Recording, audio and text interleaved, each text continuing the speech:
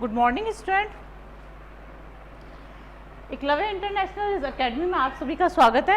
हम online classes पढ़ रहे हैं। अभी ऑनलाइन क्लासेस है, उसमें हमारा चैप्टर चलेगा 5th शब्द विचार।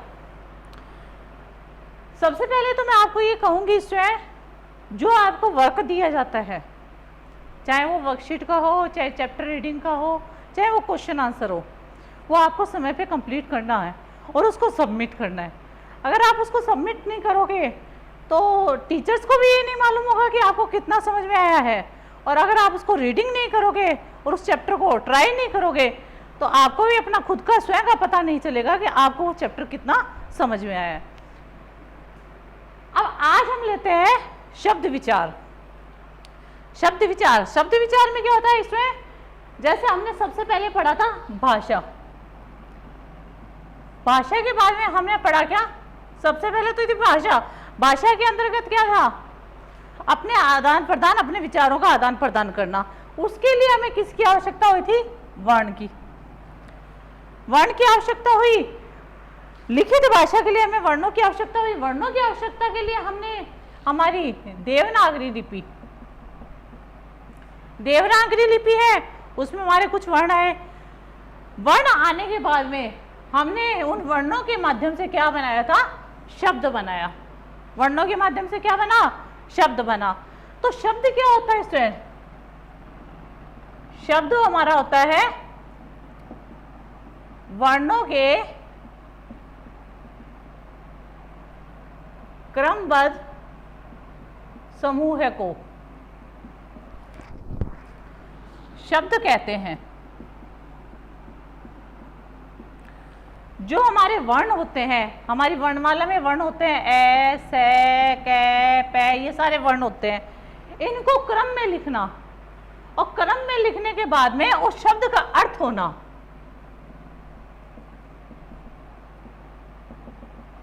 उसका अर्थ होना ही हमारा क्या बनते हैं? शब्द बनते हैं। अगर हमने हमारे वर्णों को लिख दिया स्टूडेंट, जैसे आपने कै लिखा है, हमारा शब्द क्या होता है? कमल। कमल का अर्थ होता है फूल, कमल का फूल। अब हमने इनमें वर्णों को लिखा है, उस वर्णों को मिला के हमने एक शब्द बनाया है। उस शब्द का अर्थ निकल रहा है। यहाँ पे हमने कमल लिखा है, कमल का अर्थ होता है हम एक फूल के बारे में संकेत कर रहे हैं। अगर हम इन्हीं वर्णों को, जैसे आपने सबसे पहले लिख दिया मैं, फिर लिख दिया कै, फिर आपने लिख दिया मैं, आपने वर्ण तो सही लिखे हैं लेकिन उनको सही तरीके से नहीं लिखा। या ये हम जो शब्द बोलेंगे लकम का कोई अर्थ नहीं होता है, तो ये हमारा क्या है? सार्थक शब्द नहीं बनता है। इसलिए हमें सार्थक शब्दों को बनाने के लिए वर्णों को सही तरीके से लिखना आवश्यक होता है। जैसे हमने है गुलाब का अर्थ होता है इसमें फूल। गुलाब के फूल के बारे में हम बात कर रहे हैं। गुलाब किसी का नाम भी हो सकता है। इस शब्द का अर्थ निकल रहा है, तो ये हमारा क्या है? सार्थक शब्द है। अब हम इसका वर्ण विच्छेद करतेंगे। वर्ण विच्छेद करेंगे इसमें, तो गै के साथ में कौन सी मात्रा मिली हुई है? ऊ की। हमने जैसे इसका स्वर बाहर निकाला, इसके नीचे हलंत लगाया। उसके बाद हमने क्या लिया? ले के साथ में हमारा क्या है इसमें? आ। जैसे हमने इनका स्वर बाहर निकाला व्यंजन से, तो हलंत लग गया। उसके बाद हमारा क्या है? बै के साथ में क्या है? ए मिला हुआ है। हमने इसका वर्ण विच्छेद भी कर दिया है। तो ऐसे शब्द जिनको हम क्रमबद्ध समूह में लिखते हैं, या जिन वर्णों को हम क्रमबद्ध समूह में लिखते हैं, वो हमारे क्या कहलाते हैं? शब्द कहलाते हैं। उसके बाद हमारा टॉपिक आता है पद। पद क्या होता है इसे? व्याकरण के अंदर ऐसे शब्द जिनका अर्थ निकलता हो, वो हमारे क्या होते हैं? पद। अब हमने क्या है इसमें, जैसे शब्द लिखा था कमल लिखा था, अब कमल का अर्थ हो रहा है और व्याकरण के अंतर्गत उसका अर्थ भी बताया गया है कि ये एक हमारा शब्द है, तो हम इनको पदों के रूप में मानेंगे। ये कौन सा पद है? संज्ञा पद। क्यों? क्योंकि कमल क्या है? एक व्यक्ति का नाम है, इसलिए व्यक्तिवाचक संज्ञा के अंतर्गत ये हमारा क्या हो गया? एक पद कहलाता है, संज्ञा पद कहलाता है। उसके बाद हमारा आता है वाक्य। वाक्य क्या होता है? वाक्य होता है हमारा इसमें जो भी हमारे हिंदी भाषा में सार्थक शब्द होते हैं उनको क्रमबद्ध समूह में लिखना। हिंदी भाषा के अंतर्गत हमारे जितने भी शब्द होते हैं उनको हम क्रमबद्ध तरीके से लिखते हैं तो ही हमारा वाक्य बनता है, अन्यथा हमारा वाक्य नहीं बनता है। जैसे हमने लिखा है गुलाब का फूल बहुत सुंदर है। गुलाब का फूल बहुत सुंदर है। अब इसे हमारे गुलाब इसमें क्या हो गया? कर्ता या फिर संज्ञा। फूल है हमारी क्या है? सहायक क्रिया। सुंदर हमारा क्या है? उसकी विशेषता है। ये हमारा क्या है? प्रविशेषण है। क्या सुंदर है? फूल सुंदर है। गुलाब हमारा क्या है? शब्द है। तो जैसे ही हम कोई वाक्य लिखते हैं उसमें हमारा सबसे पहले क्या आता है? संज्ञा पद आता है। सेकंड हमारा क्या आता है? कर्म आना चाहिए और उसके बाद में हमारी क्या आनी चाहिए?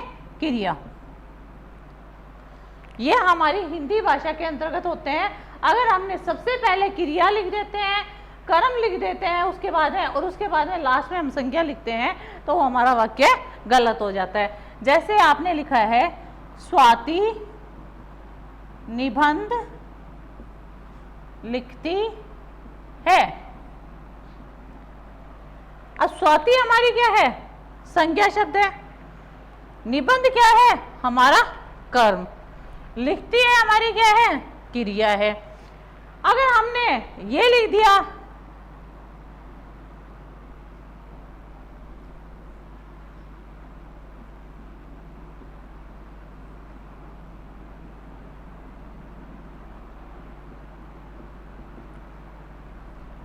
लिखती है स्वाति निबंध, हमने शब्दों को तो सही लिखा है लेकिन उसको सही तरीके से या क्रमबद्ध समूह में नहीं लिखा है तो वो वाक्य हमें थोड़ा अजीब सा अटपटा सा लगता है। इसलिए क्या है, हमारी हिंदी भाषा में सबसे पहले हमारा क्या आना चाहिए? संज्ञा, उसके बाद हमारा कर्म आता है, उसके बाद में हमारी क्रिया आती है। अब हमने यहाँ लिखा स्वाति निबंध लिखती है, हमारा वाक्य सही है, लेकिन उन्हीं शब्दों को हमने अगर अव्यवस्थित ढंग से लिख दिया, जैसे आपने लिखा है लिखती स्वाति निबंध, तो ये क्या है? हमारा वाक्य सही रूप में नहीं आया है। तो इसलिए हमें वाक्यों को सही रूप में लिखना चाहिए। और सही रूप में लिखने के लिए हमें कौन बताता है? व्याकरण। व्याकरण ही एक ऐसा साधन है जिसके द्वारा हमें शब्दों को सही और व्यवस्थित रूप में लिखना और पढ़ना आता है। तो शब्द विचार के अंतर्गत आपने क्या पढ़ा था? वर्णों के क्रमबद्ध समूह को हम क्या बोलते हैं? शब्द बोलते हैं। और फिर हमने पद पढ़ा, पद के बाद में हमने वाक्य पढ़ा। अब वाक्यों को हमें सही तरीके से लिखना चाहिए। अगर हम उसको सही तरीके से नहीं लिखेंगे तो वो हमारा क्या हो जाएगा स्टूडेंट? हमारा वाक्य ही गलत हो जाएगा। उसके बाद में हम शब्दों का वर्गीकरण करते हैं।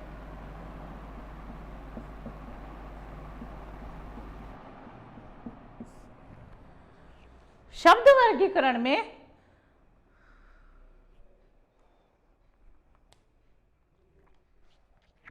Thank you.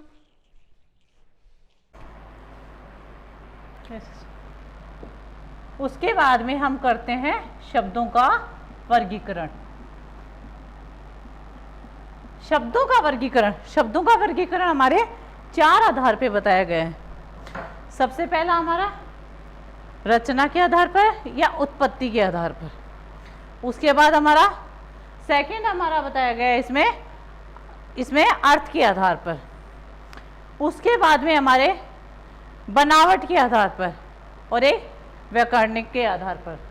सबसे पहला हमारा उत्पत्ति के आधार पर।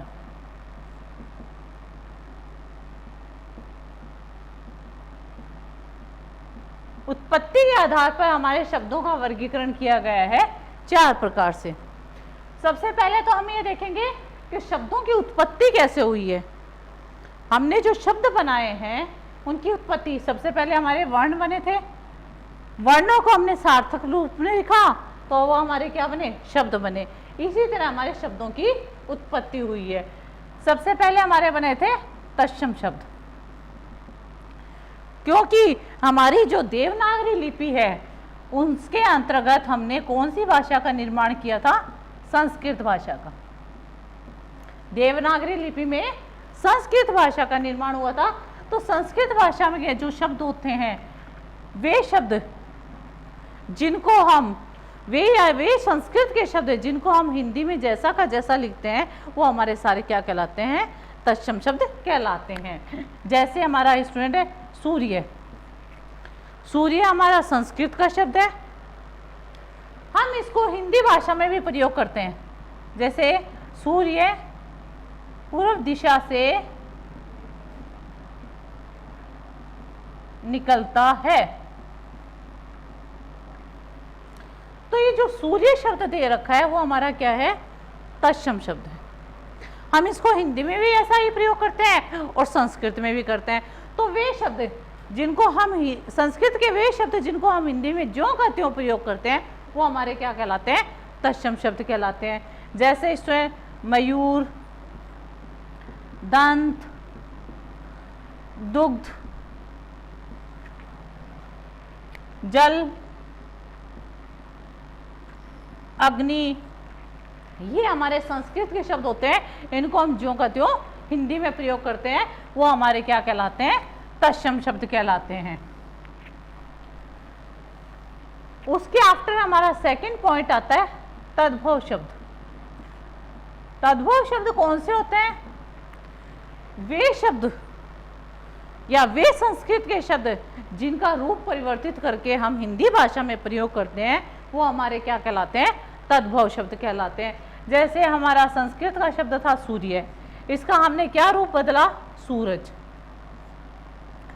अग्नि, अग्नि का हमने क्या कर दिया? आग। जल, जल का हमने क्या कर दिया? पानी। मयूर, मयूर का हमने मोर। दंत, दंत का हमने क्या कर दिया? दांत। तो ये हमारे शब्द क्या कहलाते हैं? ये हमारे सारे क्या कहलाते हैं? हमारे तद्भव शब्द है कि वे संस्कृत के शब्द जिनका रूप परिवर्तित करके हम हिंदी भाषा में प्रयोग करते हैं वो हमारे क्या कहलाते हैं? तद्भव शब्द कहलाते हैं। उसके आफ्टर आपको है देशज शब्द। देशज शब्द क्या होते हैं? वे शब्द जो हमारी भाषा और बोली से आए हैं। जैसे आपने देखा है अलग अलग क्षेत्र की अलग अलग बोलियां होती है, तो वो क्या होती है? उसका क्या है? जब कोई बोली हमारी उपभाषा बन जाती है कि जिन शब्दों का हम ज़्यादातर प्रयोग करते हैं वो हमारी उपभाषा बन जाती है। उपभाषा कब बनती है? जब हम हमारा काव्य में या हमारी कविताओं में उन शब्दों का प्रयोग होने लगता है तो वो हमारी क्या कहलाती है? उपभाषा बन जाती है। और उन्हीं उपभाषाओं का जब हम शब्दों का प्रयोग करते हैं तो वो हमारे क्या हो जाते हैं? देशज शब्द। अब जैसे स्टूडेंट है आपने खाट है, खिड़की है, लात है, या फिर है इसमें जैसे खिचड़ी है, पगड़ी है, ये जो शब्द दे रखे हैं आपको ये हमारे क्या है? हमारे हिंदी भाषा की देवनागरी लिपि के नहीं है, ना तद्भव शब्द है, बल्कि हमारे क्या है? बोली या उपभाषा से जो शब्द आए हैं उनको हम हिंदी भाषा में प्रयोग करने लगे हैं, हिंदी में, संस्कृत में, इनमें प्रयोग करने लगे हैं। तो ये हमारे देशज शब्द, ये भी हमारे क्या है? शब्दों का ही एक रूप बन गया है। इन शब्दों को हम हमारी हिंदी भाषा में भी प्रयोग करते हैं। उसके बाद हमारा फोर्थ है विदेशी शब्द। विदेशी शब्द क्या होते हैं इसमें? अब आपने देखा है हमारे देश में कई तरह के कई विदेशों से लोग आते हैं, पुर्तगाली लोग भी आते हैं, चीनी लोग भी आए हैं, अरबी लोग भी आए हैं, फारसी लोग भी आए।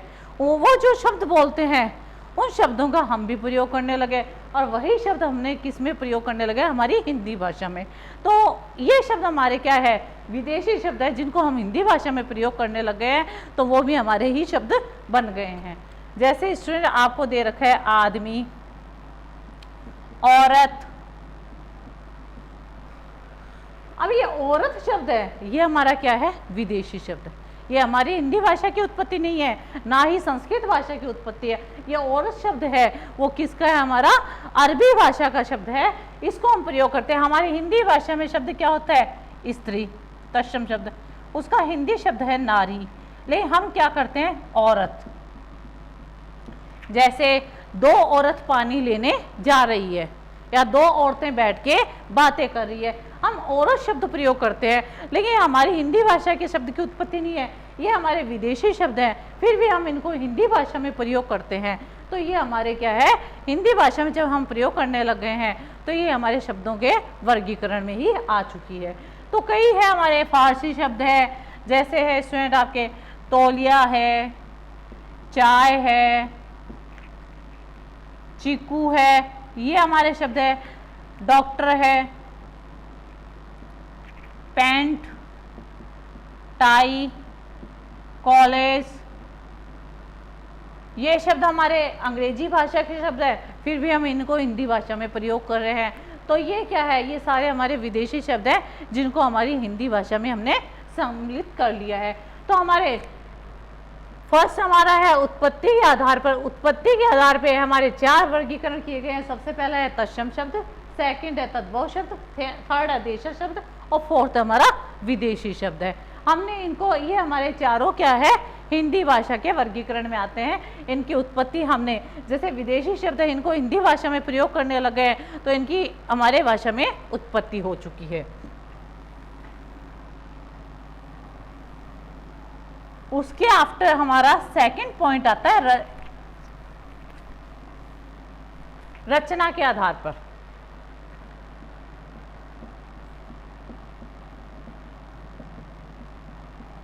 रचना के आधार पर हमारे क्या है, शब्दों के 3 भेद बताए गए हैं।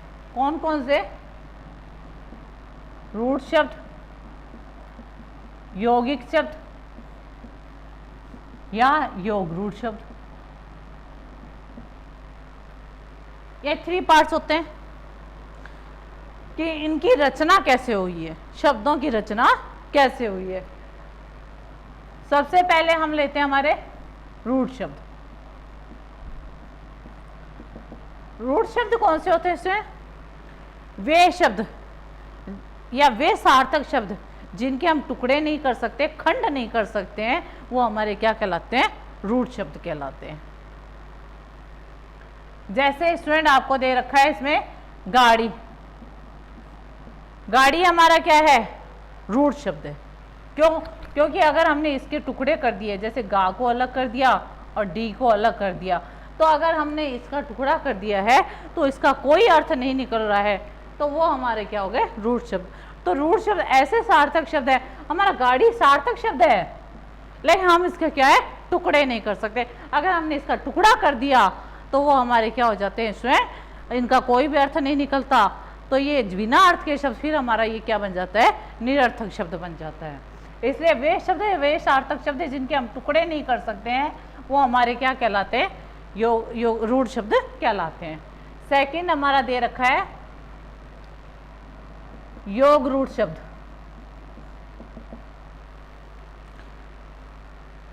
योग रूढ़ शब्द क्या होते हैं, 2 शब्दों के मेल से बनाए जाते हैं। जैसे हमारा नया शब्द है, आपने रूढ़ शब्द पढ़ लिया है, योग रूढ़ भी पढ़ा है, और इसका थर्ड पार्ट होता है यौगिक शब्द होता है। तो इसमें हमें शब्दों का 2 शब्दों के मेल से बनने वाले शब्द होते हैं। जैसे आपने देखा है रसोई घर, अब रसोई प्लस घर, इस शब्द का अगर हम टुकड़ा करते हैं, जैसे रसोई घर का हम अगर इन शब्दों का वर्गीकरण करते हैं तो हमारा रसोई अलग आता है, घर अलग आता है। इन दोनों शब्दों का अलग अलग अर्थ होता है। रसोई मीन्स होता है खाना और घर मीन्स होता है जहाँ पे वह काम किया जाता है, यानी जहाँ खाना बनाने का काम होता है वो क्या कहलाता है, हमारा रसोई घर कहलाता है। क्लियर हो चुका है सबको। जैसे स्टूडेंट दे रखा है गौशाला, ये हमारा शब्द है, हमने इसका टुकड़ा किया है। सबसे पहले हमने क्या लिया है, गौ, इसका हमने क्या किया, शाला। गौ मीन्स गाय और शाला मीन्स जहां रहना होता है। तो जहां गाय का रहना होता है वो हमारी क्या कहलाती है? गौशाला कहलाती है। फिर थर्ड पार्ट आता है हमारा इसके आधार पे, रचना के आधार पे, वे शब्द। वे शब्द जिनका हम टुकड़ा तो करते हैं लेकिन वह उस शब्द का अर्थ न बता के किसी और के बारे में संकेत करता है। जैसे स्टूडेंट आपको दे रखा है थर्ड पॉइंट में पीतांबर। अब पीतांबर दे रखा है, पीतांबर का क्या अर्थ होता है? पीले वस्त्र वाला, पीले वस्त्र वाला। अब पीले हमारा इसका अर्थ अलग होता है, वस्त्र का अर्थ अलग होता है और वाला का अर्थ अलग होता है। पीले वस्त्र वाला, यहाँ पीले वस्त्र वाला हर व्यक्ति कोई पीला वस्त्र पहन लेता है, वो पीतांबर नहीं कहलाता है। पीतांबर हम यहाँ किसकी ओर संकेत कर रहे हैं? श्री कृष्ण भगवान की ओर संकेत कर रहे हैं। तो पीतांबर क्या होता है? पीले वस्त्र धारण करने वाला। हमने इनके टुकड़े तो कर दिए हैं, पीला और वस्त्र अलग अलग धारण करने वाला अलग होता है, लेकिन ये हम किसकी ओर संकेत कर रहे हैं? श्री कृष्ण भगवान की ओर संकेत कर रहा है। तो वे शब्द जिनके हम खंड तो कर सकते हैं और उनका अर्थ भी अलग अलग होता है, लेकिन वो और किसी और की ओर संकेत करते हैं, वो हमारे सारे क्या कहलाते हैं? ये शब्द कहलाते हैं यौगिक शब्द। तो हमने 3 पार्ट्स पढ़े थे रचना के आधार पर, रूढ़ शब्द, यौगिक शब्द और योग रूढ़ शब्द। आई थिंक ये सबको क्लियर हो चुका होगा कि रचना के आधार पे हमारे 3 शब्द होते हैं, उत्पत्ति के आधार पे हमारे 4 शब्द बताए गए, तत्सम शब्द, तद्भव शब्द, देशज शब्द और विदेशी शब्द। शब्द क्या होता है? वे वर्ण जिनको हम क्रम व समूह में लिखते हैं वो हमारे शब्द बनते हैं, और शब्दों की उत्पत्ति हमारी इस तरह से हुई है। Okay, thank you student. और जो आपको वर्क मिला जाता है, ये वर्क है आपका रीडिंग का है। रीडिंग का वर्क होने के बाद में जो आपका बुक्स में वर्क दे रखा है, एक्सरसाइज दे रखी है, उनको फिल करो। जो वर्कशीट दी जाती है उसको 2 days आफ्टर सबमिट करो। Okay, thank you.